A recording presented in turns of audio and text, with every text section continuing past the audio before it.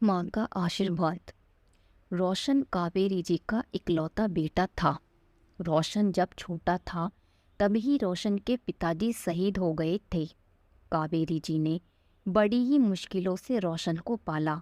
उसे कभी पिता की कमी महसूस नहीं होने दी। रोशन अब एक मल्टीनेशनल कंपनी में मैनेजर बन गया है। माँ को अपनी तपस्या का फल सामने देखकर बड़ी ही खुशी होती। माँ का सपना था कि जब रोशन अपने पैरों पर खड़ा हो जाएगा तो वैष्णो माता के दर्शन के लिए जाएंगी। पर रोशन की नौकरी के बाद रोशन को छुट्टी नहीं मिल पा रही थी। कंपनी के दोस्तों के साथ रोशन को भी बुरी संगत की हवा लग चुकी थी।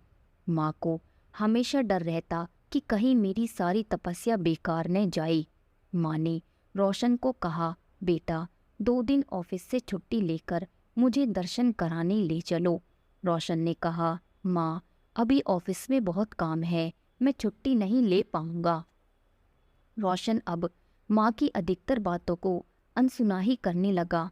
रोशन एक दिन ऑफिस की पार्टी के बाद बहुत लेट घर आया। माँ को पता चला कि रोशन को अब नशे की लत भी लग चुकी थी।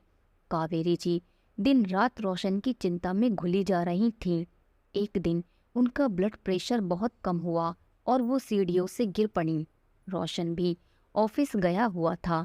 थोड़ी देर बाद जब काम करने वाली घर आई तो कावेरी जी को उठाया। उनको 2 दिन हॉस्पिटल में भी रहना पड़ा। रोशन को अब माँ की चिंता होने लगी। उसने माँ की देखभाल के लिए एक और कामवाली का प्रबंध किया। कावेरी जी ने मना भी किया पर रोशन नहीं माना। कावेरी जी ने कहा, बेटा मुझे मेरा पहले वाला रोशन वापस लौटा दे, मैं अपने आप ठीक हो जाऊंगी। रोशन ने कहा, माँ मैं तुम्हारा ही बेटा हूँ।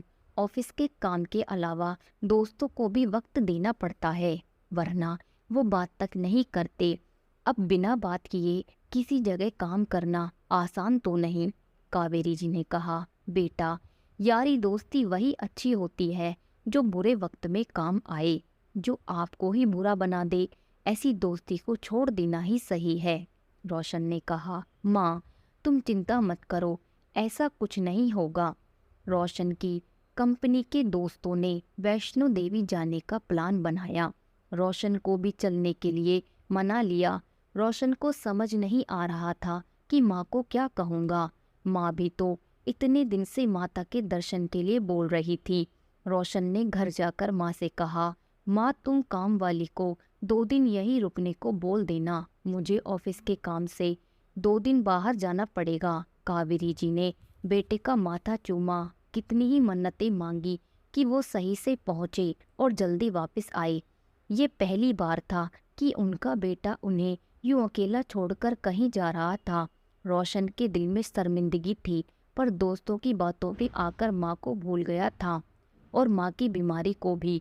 रोशन और उसके दोस्त कार से जम्मू तक पहुँचे। वहाँ से अंदर जाने की अनुमति के लिए कोविड टेस्ट करवाना अनिवार्य था। रोशन के दोस्तों को इस बात का पता नहीं था, तो सबको टेस्ट की पंक्ति में खड़ा होना ही पड़ा। रिपोर्ट आई और पता चला कि रोशन कोविड पॉजिटिव है। अधिकारियों ने गाड़ी को आगे जाने की अनुमति नहीं दी। रोशन ने दोस्तों ने अपनी तरफ से जुगाड़ लगाने की भी कोशिश की, पर असफल रहे।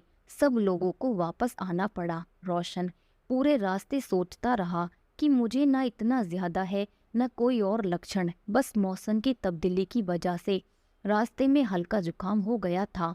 फिर कोविड पॉजिटिव कैसे? उसका दिल बार बार उसे यही कह रहा था कि माँ का दिल दुखाकर, माँ से झूठ बोलकर भगवान की पूजा करो तो भगवान भी आशीर्वाद नहीं देते।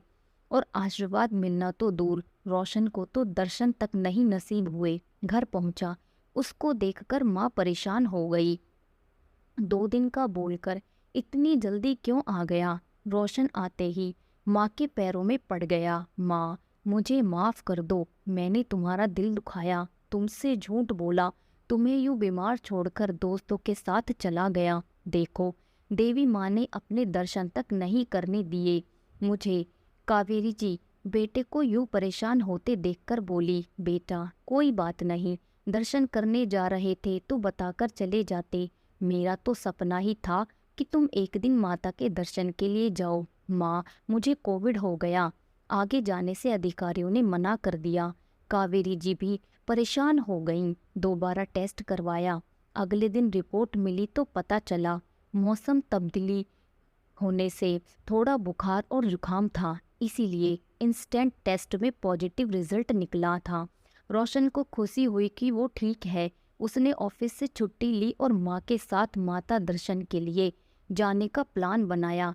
एक हफ्ते बाद की टिकट बुक करवाई और माता जी के दर्शन करके आया।